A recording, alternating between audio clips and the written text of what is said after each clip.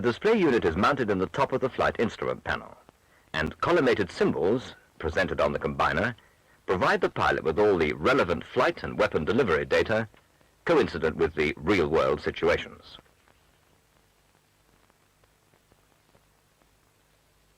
In the navigation mode, fix updates may be put in by positioning the target aiming graticule, which is slave to the radar sight line, over some prominent fixed position. In this instance, the graticule has been superimposed over a TACAN station, and radar range and dish angles are fed to the central navigation computer to provide a fixed update of the aircraft's apparent indicated navigation position. Notice the azimuth steering demand is being satisfied by superimposing the flight path vector over the terrain following dot on a heading of 026 degrees.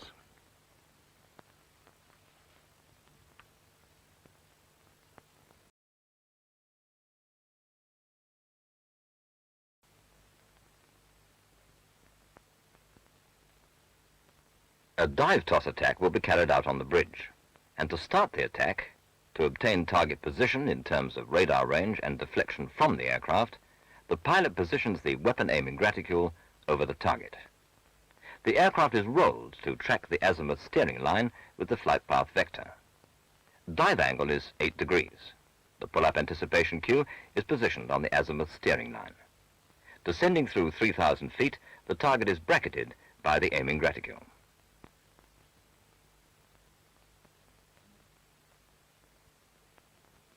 The attack is broken off because of insufficient remaining altitude to complete the attack without running into the blast radius of the weapon.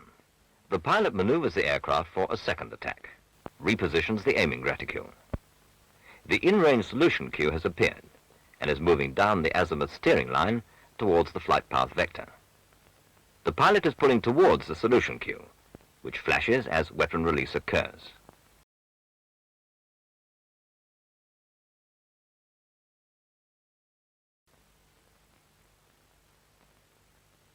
This steep dive attack sequence shows the ease with which one can roll onto the target, designate the target with the aiming graticule, and obtain an in-range solution. The pilot pulls towards his solution cue, obtains weapon release, and pulls up through 0 degrees pitch angle.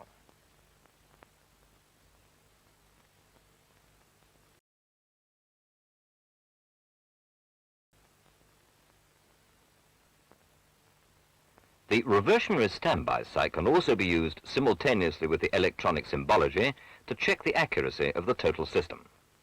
In the event of electronic failure, either in the central computer or the HUD computer, the standby sight provides a very effective reversionary weapon delivery mode. Calibrated in 50 milliradian rings, the standby sight can be set in flight to any depression angle to give a can delivery for the particular type of weapons carried by the aircraft. In this sequence, the aircraft is in a steep dive attack on the bridge, dropping a stick of bombs along the bridge. The clarity of the symbology against the various types of background is demonstrated.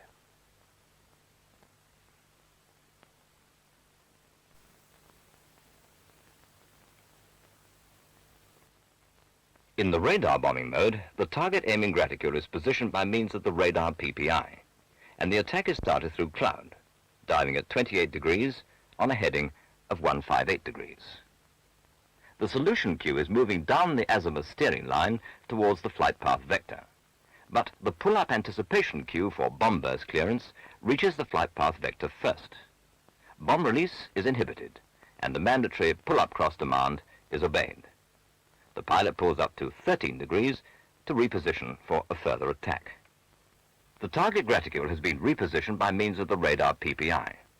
The pilot is satisfying the azimuth steering command with the flight path vector, diving at about 25 degrees. The pull-up anticipation cue is moving up the azimuth steering line.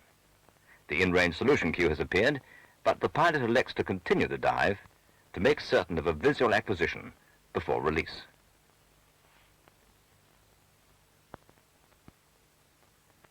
Breaking cloud, the graticule overlays the target, the pilot pulls towards the solution cue, and as it intersects, it flashes to indicate bomb release. Climbing into a steep left-hand turn, the weapon system logic selects strafing mode.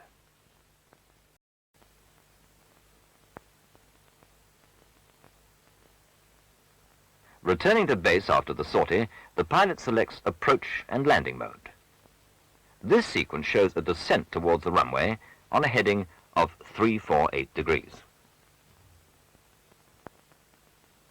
The flight path marker overlays the end of the runway to indicate a satisfactory approach touchdown point. Descending through 800 feet, the glide path depression angle is -3 degrees. Standard ILS glide slope.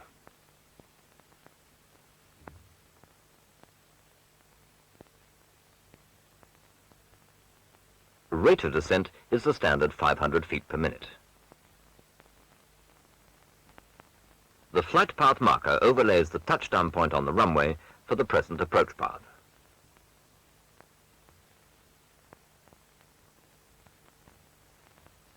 Landing is now achieved.